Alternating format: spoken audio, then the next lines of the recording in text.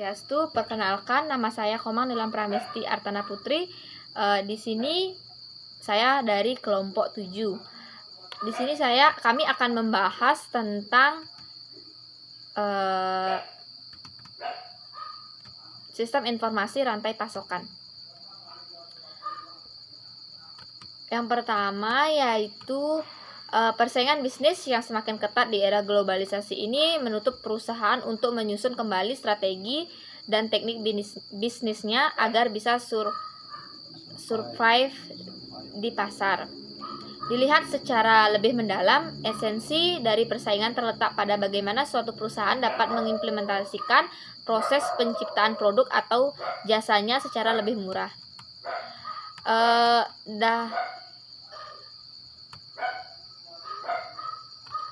Di sini ada bagian-bagian yaitu pengertian sistem informasi. Pengertian sistem informasi. Sistem informasi menurut O'Brien 2008, sistem informasi merupakan kombinasi teratur dari orang-orang, hardware, software, jaringan komunikasi, dan sumber daya data yang mengumpulkan, mengubah, dan menyebarkan informasi dalam sebuah organisasi. Menurut Mulyanto tahun 2009, sistem informasi merupakan suatu komponen yang terdiri dari manusia, teknologi informasi, dan prosedur kerja yang memproses, menyimpan, menganalisis, dan menyebarkan informasi untuk mencapai suatu tujuan. Yang terakhir yaitu menurut Meyer tahun 2013 dalam Jamaluddin tahun 2021, sistem informasi merupakan suatu alat untuk menyampaikan dan menyajikan informasi yang berguna bagi para pemakainya. Nah, berdasarkan beberapa definisi, sistem informasi tersebut dapat disimpulkan bahwa sistem informasi merupakan suatu alat atau komponen yang terdiri dari manusia, teknologi informasi, dan prosedur kerja yang memproses, menyimpan, menganalisis, dan menyebarkan informasi dalam sebuah organisasi untuk mencapai suatu tujuan di mana informasi yang disajikan ini berguna bagi para pemakainya. Yang kedua yaitu ada fungsi sistem informasi. Nah, di dalam sistem informasi ini mempunyai beberapa fungsi, yaitu yang pertama, mampu menjadi tingkat ketersediaan, kualitas, dan pengalaman dalam mengelola sebuah sistem informasi secara kritis dan logis. Yang kedua, mampu meningkatkan produktivitas kerja pada seluruh stakeholders. Yang ketiga, yaitu mampu menganalisis dan meminimalisir terjadinya kerugian dari sisi ekonomi. Yang keempat, memberikan aksesibilitas yang baik kepada pengguna. Yang kelima, dapat mencapai tujuan perusahaan secara cepat berdasarkan dukungan data yang dapat dipertanggungjawabkan. Nah, di sini yaitu ada juga komponen sistem informasi. Nah, di dalam suatu sistem informasi terdapat beberapa komponen, yaitu yang pertama ada perangkat keras atau hardware yang mencakup perinti fisik. Yang kedua yaitu perangkat lunak atau software yang merupakan kumpulan dari perintah atau fungsi yang ditulis dengan aturan tertentu untuk memerintahkan komputer melaksanakan tugas tertentunya. Yang ketiga ada proses sistem atau prosedur, merupakan komponen yang menghubungkan berbagai perintah dan aturan yang akan menentukan rancangan dan penggunaan sistem informasi. Yang keempat ada manusia atau people, merupakan orang-orang yang terlibat dalam kegiatan sistem informasi. Data yang kelima ada data. Data merupakan komponen sistem informasi yang akan diproses lebih lanjut untuk melaksanakan informasi. Dan yang terakhir yaitu jaringan komputer dan komunikasi. Data merupakan sistem penghubung yang memungkinkan sumber dipakai secara bersama-sama atau diakses sejumlah pemakainya. Yang ada juga pengertian manajemen rantai pasokan. Nah, rantai pasokan atau supply chain merupakan suatu jaringan dari organisasi yang saling tergantung dan dihubungkan satu sama lainnya dan bekerja sama untuk mengendalikan, mengatur dan meningkatkan aliran material serta informasi dari penyalur ke pemakai akhir. Nah, sedangkan manajemen rantai pasok atau supply chain management merupakan koordinasi yang strategis dan sistematis dari fungsi tradisional bisnis dalam perusahaan dan dunia bisnis terkait rantai pasok untuk meningkatkan formasi jangka panjang dari sebuah perusahaan tunggal juga seluruh rangkaian rantai pasok.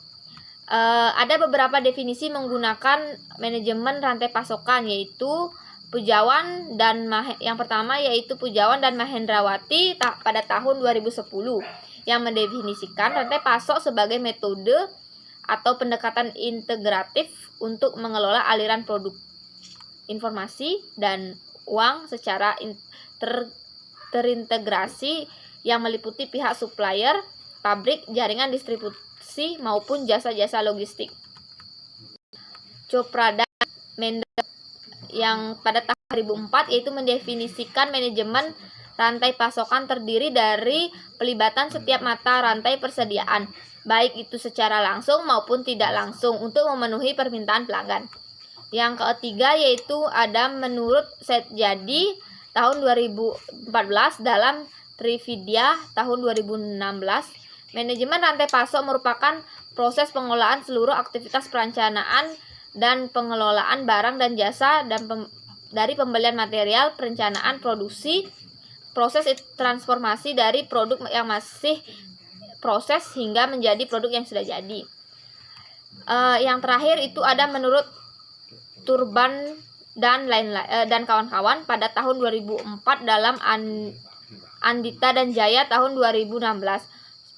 Supply chain management merupakan suatu sistem jaringan yang terdiri atas beberapa perusahaan yang memiliki tujuan yang sama sebagai tempat organisasi menjalankan barang dan jasa kepada pelanggan. Nah, dari definisi mengenai manajemen rantai pasok, maka dapat disimpulkan bahwa manajemen rantai pasok merupakan koordinasi yang strategis dan sistematis yang melibatkan setiap mata rantai persediaan mulai dari pabrik supplier, pabrik, dan jaringan distribusi maupun jasa-jasa logistik secara langsung maupun tidak langsung untuk memenuhi permintaan pelanggan. Baik, akan dijelaskan untuk materi yang selanjutnya akan dijelaskan oleh teman saya. Terima kasih. Saya Ninyoman Margareta dengan NIM 19011088. Di sini saya akan menjelaskan yang pertama pemain utama dalam manajemen rantai pasokan, yang kedua lingkup manajemen rantai pasokan, yang ketiga kegunaan manajemen rantai pasokan, yang keempat strategi manajemen rantai pasokan, dan yang kelima proses manajemen rantai pasokan. Di sini saya akan menjelaskan yang pertama yaitu pemain utama dalam manajemen rantai pasokan. Penjelasannya menurut Indrajit dan Joko Pranuto 2006 dalam Aksari 2013, ada beberapa pemain utama yang terlibat dalam manajemen rantai pasok dan merupakan perusahaan-perusahaan yang mempunyai kepentingan yang sama. Berikut penjelasannya. Yang pertama ada supplier atau rantai pertama. Supplier merupakan sumber yang menyediakan bahan pertama yang dimana ini merupakan langkah awal mata rantai penyaluran barang. Yang kedua, supplier pabrik. Setelah rantai pertama dilanjutkan dengan rantai kedua, yaitu pabrik yang merupakan tempat mengkonversi atau menyelesaikan barang atau finishing. Hubungan dengan mata rantai pertama ini sudah mempunyai potensi penghematan, misalnya penghematan inventory carrying cost dengan mengembangkan konsep supplier partnering. Dan yang ketiga, supplier pabrik. Meskipun banyak tersedia cara untuk penyaluran barang ke pelanggan yang umum melalui distributor dan ini ditempuh oleh sebagian besar supplier chain. Barang dari pabrik melalui gudangnya disalurkan ke gudang distributor atau wholesaler yang merupakan pedagang besar dalam jumlah besar. Yang keempat, supplier pabrik, distributor, pengecer. Distributor biasanya mempunyai fasilitas gudang sendiri atau dapat juga menyewa dari pihak lain. Gudang ini digunakan untuk menimbun barang sebelum disalurkan lagi ke pihak pengecer atau retail outlets. Dan yang kelima, supplier, pabrik, distributor, pengecer, pelanggan. Para pengecer langsung menawarkan barang dagangannya langsung kepada para pelanggan. Dan yang kedua ada lingkup manajemen rantai pasokan. Dalam hal ini, kegiatan yang terkait dengan aliran material, informasi, dan uang di sepanjang rantai pasokan merupakan kegiatan-kegiatan yang ada di dalam manajemen rantai pasok atau supply chain management. Menurut Pujawan 2017 dalam Karyadi 2020, adapun kegiatan-kegiatan utama yang masuk dalam lingkup manajemen rantai pasok sebagai berikut.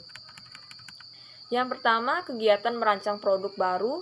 Dalam menghasilkan sebuah rancangan produk dapat memakan waktu dan biaya yang sangat besar, serta perusahaan industri inovatif dituntut untuk bisa menghasilkan rancangan dalam waktu cepat dan dengan biaya yang lebih murah. Dan yang kedua, kegiatan mendapatkan bahan baku, yaitu kegiatan yang dilakukan oleh perusahaan untuk membeli bahan atau bahan baku serta memilih pemasok yang memiliki bahan baku yang murah. Dengan kata lain, perusahaan harus mampu bernegosiasi dan memilih bahan baku berkualitas sehingga produk dan dari perusahaan akan menghasilkan produk unggulan. Dan yang ketiga, kegiatan merencanakan kegiatan produksi dan persediaan, yaitu kegiatan yang melakukan rencana yang sudah dibuat jadwal untuk penerimaan bahan baku, melakukan proses produksi dan melakukan pengiriman produk agar tepat waktu, efektif, dan efisien. Yang keempat, ada kegiatan melakukan produksi, yaitu kegiatan yang menjadikan atau memproses bahan mentah menjadi sebuah produk yang siap dijual. Yang kelima, kegiatan melakukan pengiriman atau distribusi, yaitu kegiatan yang dilakukan perusahaan untuk mengirim produk ke tangan konsumen dengan waktu dan tempat yang sudah ditentukan dengan tempat menggunakan alat transportasi. Dan yang terakhir ada kegiatan pengelolaan pengembalian produk, yaitu kegiatan yang dilakukan oleh perusahaan untuk menerima produk pengembalian yang mengalami kerusakan maupun tidak sesuai standar kualitas yang nantinya akan diproses ulang dan diganti dengan yang baru. Yang kelima, selanjutnya saya akan menjelaskan kegunakan manajemen rantai pasokan, yaitu menurut Indrajat dan Joko Pronuto dalam Nugrahi 2014, adapun beberapa dari manajemen rantai pasok atau supply chain management yaitu sebagai berikut. Yang pertama, mengurangi inventory barang dengan berbagai cara. Inventory merupakan bagian yang paling besar dari aset perusahaan yang berkisar antara 30 sampai dengan 40%, sedangkan biaya penyimpan barang berkisar antara 20 sampai dengan 30% dari nilai barang yang disimpan. Yang kedua, menjamin kelancaran penyediaan barang. Rangkaian perjalanan dari bahan baku sampai menjadi barang jadi dan diterima oleh pemakai atau pelanggan merupakan suatu mata rantai yang panjang atau chain, sehingga perlu dikelola dengan baik. Selanjutnya yang ketiga ada menjamin mutu, yaitu jaminan mutu ini juga merupakan serangkaian mata rantai panjang yang harus dikelola dengan baik. Karena barang jadi ditentukan tidak hanya oleh proses produksi yang tersebut, tetapi juga oleh mutu bahan mentahan dan untuk keamanan dalam pengiriman. Selanjutnya, saya akan menjelaskan strategi manajemen rantai pasokan. Terdapat 5 strategi yang dipilih perusahaan untuk melakukan pembelian kepada supplier, yaitu sebagai berikut.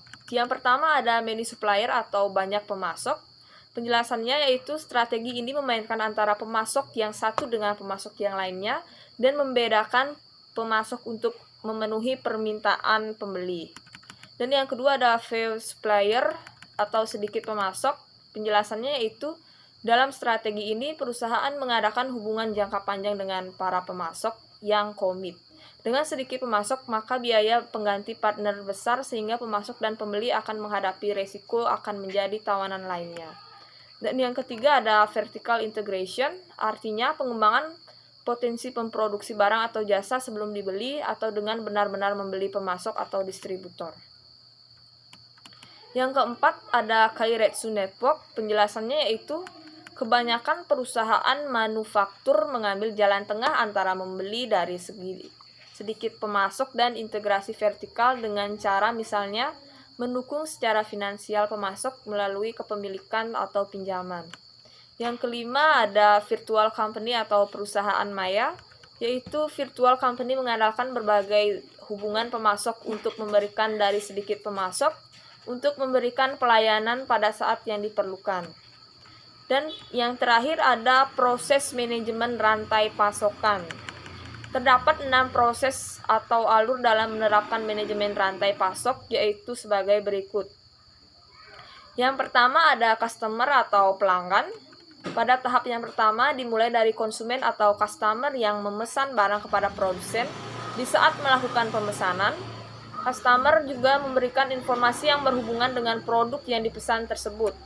Yang kedua ada planning atau persiapan. Setelah pesanan diterima oleh pihak produsen, selanjutnya akan masuk pada tahap perencanaan, di mana setiap tim atau departemen yang terlibat dapat membuat strategi atau rencana produksi produk yang diminta klien. Yang ketiga, saya akan melanjutkan penjelasan untuk yang nomor 3, yaitu purchasing atau transaksi. Pada tahap yang ketiga dari SCM masuk dalam tahapan pembelian bahan baku produk. Proses ini akan dilakukan oleh tim atau departemen pembelian sesudah menerima rincian rencana produksi dari tim perencanaan. Dan yang keempat ada inventory atau bahan baku, yaitu pada tahap yang keempat masuk pada tahapan setelah bahan baku telah berhasil diperoleh. Dua langkah selanjutnya, bahan tersebut akan diolah dan dimasukkan ke dalam pabrik untuk dilakukan pemeriksaan kualitas. Dan yang kelima ada production atau produksi. Pada tahap supply chain management yang kelima ini masuk dalam tahapan produk barang, yang mana tahap ini akan memproses antara bahan baku dan pendukung untuk dijadikan sebagai produk yang dipesan oleh pihak customer. Dan yang terakhir ada delivery atau pengiriman. Untuk tahapan manajemen rantai pasok yang terakhir merupakan proses pengiriman barang yang telah tersimpan dalam pabrik untuk didistribusikan kepada tiap pemesan atau konsumen produk. Kemudian, produk tersebut akan dikirimkan sesuai dengan tanggal pengiriman yang diminta klien dan akan dikirimkan sesuai dengan tanggal pengiriman yang diminta klien, dan tugas utama dari kurir memastikan bahwa setiap barang akan terkirim sesuai dengan pemesanannya.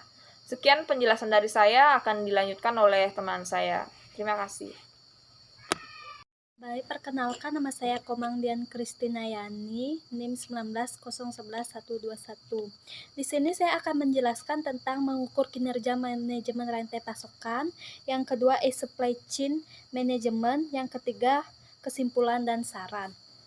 Yang pertama yaitu mengukur kinerja manajemen rantai pasokan. Dalam hal ini, untuk mengetahui kinerja manajemen rantai pasokan, dapat dilihat menggunakan tolak ukur sebagai berikut. Yang pertama biaya, yang kedua waktu, yang ketiga kapasitas, yang keempat kapabilitas, dan yang kelima produktivitas. Yang pertama yaitu biaya yang timbul dalam pelaksanaan aktivitas aliran barang meliputi biaya bahan baku, produksi, tenaga, kinerja, transportasi, dan distribusi. Yang kedua yaitu waktu. Waktu ini mencakup pengadaan, pengembangan produk, produksi, dan distribusi. Kinerja waktu dapat diukur dan dibandingkan terhadap standar waktu yang telah ditentukan. Yang ketiga yaitu kapasitas. Kapasitas merupakan ukuran seberapa besar pekerjaan yang bisa dilakukan oleh suatu sistem atau unit dari supply chain pada periode tertentu. Yang keempat yaitu kapabilitas. Kapabilitas merupakan kemampuan agregat untuk melaksanakan aktivitas aliran barang. Kinerja kapabilitas supply chain meliputi kehandalan mesin produksi, fleksibilitas, dan ketersediaan bahan baku dan barang jadi. Yang kelima yaitu produktivitas. Kinerja produktivitas diukur melalui rasio antara keluaran yang efektif terhadap keseluruhan input yang terdiri dari modal, tenaga kerja, bahan baku, dan energi. Yang kedua yaitu sistem informasi manajemen rantai pasokan. Peran strategis sistem informasi dalam perusahaan antara lain meminimalkan potensi negatif perusahaan, menyeimbangkan dengan kompetitor, mendukung strategi bisnis, dan mendukung nilai kompetitif. Hal ini menjadikan konsep manajemen rantai pasok tidak dapat dipisahkan dari perkembangan sistem informasi. Dilihat dari prinsip-prinsip dasar dari manajemen rantai pasokan, yaitu membagi informasi yang memiliki dan dihasilkan oleh perusahaan-perusahaan yang berada dalam satu jaringan. Dengan besarnya memori pada komputer, kecepatan memproses data dapat penambahan akses pada seluruh informasi yang ada dalam perusahaan serta pemanfaatan platform untuk pengiriman informasi. Sistem informasi manajemen rantai pasokan ini meliputi banyak hal dan mampu menyediakan informasi tidak hanya dalam perusahaan, namun di antara komponen dalam supply chain. Berbagai informasi tentang penjualan, pengiriman, jadwal produksi, persediaan, pemesanan, dan berbagai informasi dengan agen dan pelanggan merupakan nilai untuk mengurangi suatu ketidakpastian. Penggunaan internet yang semakin populer di masa kini mendorong setiap perusahaan untuk bekerja sama dalam membangun manajemen rantai pasokan sehingga terbentuklah virtual company. Dengan teknologi ini, perusahaan unggul dalam bidang pemasaran dapat bekerja sama dengan perusahaan lainnya. Adapun kemampuan yang dimiliki sistem informasi manajemen rantai pasokan yaitu yang pertama, aliran informasi bergerak sangat cepat dan akurat antara komponen jaringan supply chain seperti pabrik, supplier, pusat distribusi, konsumen, dan sebagainya. Yang kedua, informasi bergerak sangat cepat untuk menanggapi perpindahan produk. Yang ketiga, setiap komponen dapat mengatur dirinya. Yang keempat, terjadinya integrasi dalam proses permintaan dan penyelesaian produk. Yang kelima, kemampuan internet. Supply chain management. Dalam menciptakan sebuah keunggulan dan persaingan, maka diperlukan sebuah sistem informasi yang berkembang dalam perusahaan tersebut. Hal ini tentunya akan menjangkau segala lini yang digunakan untuk menganalisis berbagai aspek yang diperlukan untuk melakukan analisis manajemen rantai pasokan. Menjangkau semua lapisan menjadi hal yang penting. Semua sistem yang masih menggunakan manual akan membantu dengan menggunakan sistem informasi tersentralisasi kepada bagian yang diperlukan oleh perusahaan untuk menjangkau semua elemen yang berkaitan. Dengan adanya electronic supply chain management menjadikan hubungan antara supplier, distributor, dan customer lebih mudah dalam berbagai informasi. Pada era sekarang ini, di mana pihak yang terlibat supply chain memiliki akses yang memadai ke jaringan internet. Dalam hal ini, ESCM bukan hanya sebuah platform internet, melainkan sebuah media kontrol yang sangat akurat di era globalisasi sekarang. Beberapa pemanfaatan dari penerapan ESCM. Yang pertama, mengurangi biaya transaksi sebesar 90%. Yang kedua, menurunkan biaya pembelian barang. Yang ketiga, membantu mengurangi dan memperbaiki performance dengan memperkuat kebijakan. Yang keempat, melalui perbaikan kualitas informasi. Baik, karena materi sudah habis, di sini saya akan menyimpulkan. Kesimpulannya yaitu, setiap informasi merupakan suatu alat atau komponen yang terdiri dari manusia, teknologi, informasi, dan prosedur kerja yang memproses, penyimpanan, menganalisis, dan menyebarkan informasi dalam sebuah organisasi untuk mencapai suatu tujuan di mana informasi yang disajikan ini berguna bagi para pemakainya. Rantai pasok merupakan sebuah jaringan dari organisasi yang saling tergantung dan dihubungkan satu sama lainnya dan bekerja sama untuk mengendalikan, mengatur, dan meningkatkan aliran material serta informasi para penyalur ke pemakai akhir. Sedangkan manajemen rantai pasok merupakan koordinasi yang strategis dan sistematis yang melibatkan setiap rantai persediaan mulai dari supplier, pabrik, jaringan distribusi maupun jasa logistik serta langsung maupun tidak langsung untuk memenuhi permintaan pelanggan. Permintaan utama dalam manajemen rantai pasok adalah supplier, pabrik, distributor, pengecer, dan pelanggan. Kegunaan dari manajemen rantai pasok ini adalah mengurangi inventory barang dengan cara menjamin kelancaran penyediaan barang atau menjamin mutu. Proses manajemen rantai pasok yaitu dimulai dari konsumen atau customer yang memesan barang pada produsen. Setelah pesanan diterima oleh pabrik dan produsen, selanjutnya akan masuk pada tahap perencanaan. Pada suatu tahap yang ketiga dari SCM masuk dalam tahapan pembelian bahan baku produk. Pada tahapan yang keempat masuk dalam tahapan setiap bahan baku produk telah berhasil diperoleh. Pada tahap supply chain management yang kelima yaitu masuk pada tahap produksi barang. Untuk tahapan manajemen rantai pasok yang terdiri merupakan suatu proses pengiriman barang yang telah disimpulkan dalam pabrik yang distribusikan kepada tiap pemesanan atau konsumen produk. Peran strategis sistem informasi ini dalam perusahaan meminimalkan potensi negatif perusahaan, menyeimbangkan dengan kompetitor, mendukung strategi bisnis nilai dan mendukung nilai kompetitif. Dan yang terakhir yaitu saran. Dalam hal ini sangat penting bagi perusahaan untuk menerapkan sistem informasi guna keberhasilan manajemen rantai pasokannya dan mampu memenangkan persaingan bisnis. Maka dari itu perusahaan harus bisa memanfaatkannya dengan baik dan terus meningkatkan perkembangan teknologi informasi agar sistem informasi manajemen rantai pasokan ini semakin baik ke depannya. Demikian pembahasan yang dapat kelompok kami sampaikan pada makalah ini. Kami mohon kritik dan sarannya yang membangun. Terima kasih.